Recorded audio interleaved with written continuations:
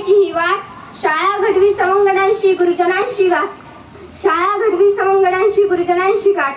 नव्या दिनाची जशी उगवते रोजच नवी पहाट, तसाच सजला पुन्हा नव्याने शाळेचा हा परिपाठ, शाळेचा हा परिपाठ. नमस्कार बालमित्रांनो, आज दिनांक 2/7/2024 वार मंगळवार रोजी 8वी अ या वर्गाचा परिपाठ असून मी तयारी या परिपाठाचे सूत्रसंचलन करत आहे.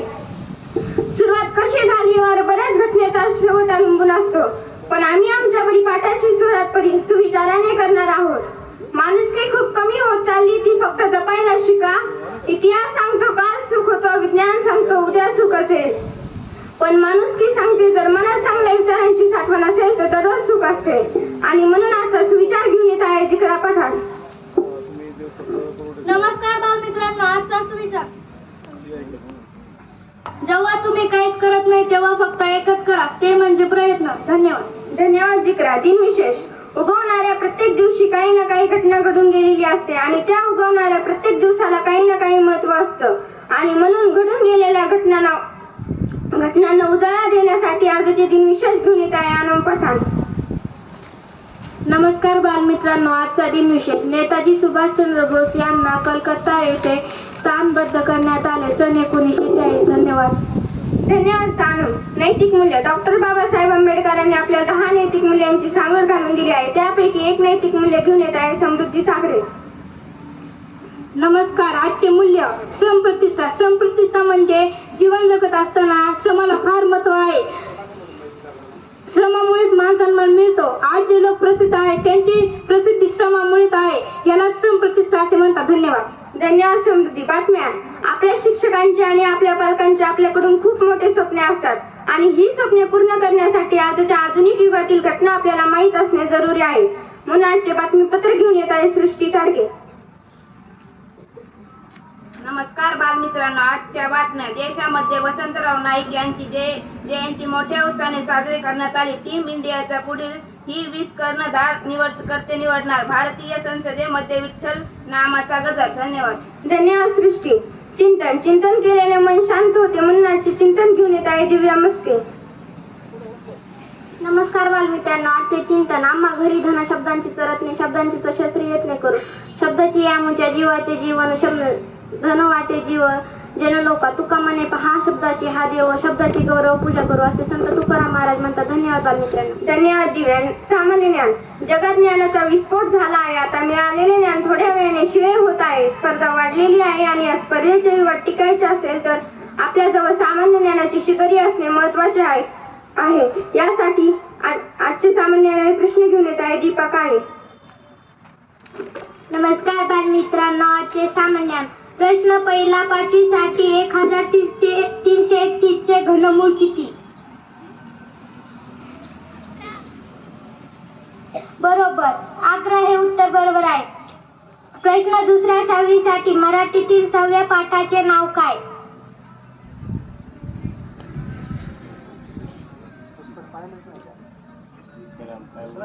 पाठाचे कवी, लेखक, कवितेचे कवी वगैरे पण थोडा उशीर झाला. प्रश्न तिसरा. 7वी साठी संविधान कोणत्या साली अंगीकृत करण्यात आले?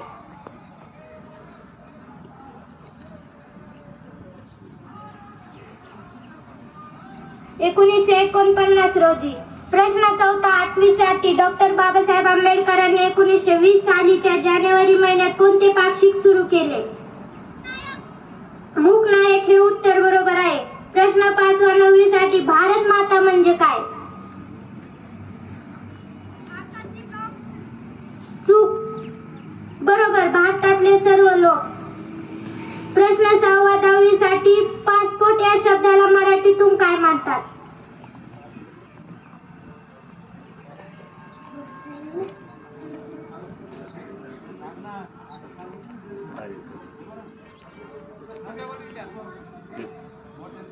तू सांग पटकन. पारपत्र हे उत्तर बरोबर आहे. धन्यवाद. बोधकथा. कथा म्हणजे गोष्ट किंवा कहाणी, परंतु बोधकथा म्हणजे ज्या गोष्टीतून चांगले शिकायला मिळते, चांगले अनुभवायला मिळते व योग्य तात्पर्य मिळते. म्हणून आजची बोधकथा घेऊन येत आहे श्रद्धा पवार. नमस्कार. आजची बोधकथा. माझ्या बोधकथेचे नाव आहे कासव आणि बेडूक. नदी काठी गवतात काही कासव, खेळून उड्या मारून स्वतःची करमणूक करत होते. ते पाहून तेथील कासवांना आपल्याला उड्या मारता येत नाही म्हणून वाईट वाटले. बेडकांना नाचताना पाहून आकाशातून एक घार खाली उतरली व तिने सर्व बेडकांना खाऊन टाकले.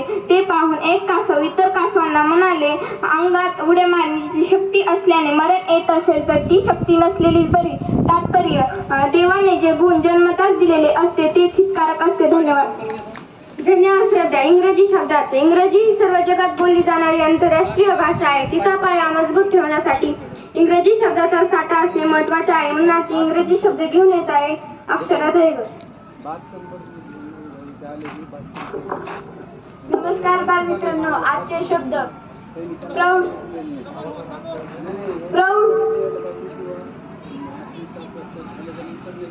बरोबर, PROUD, प्राऊड म्हणजे अभिमान. समटाइम्स.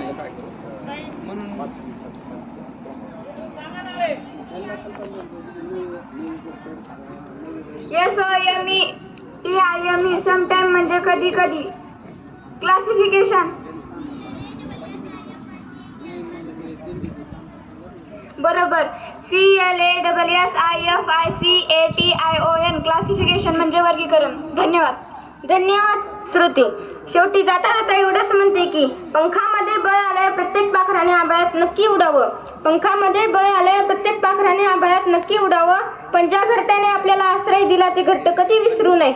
अशा सुंदर विचाराने 8वी या वर्गाचा परिपाठ संपला असे मी जाहीर करते. धन्यवाद.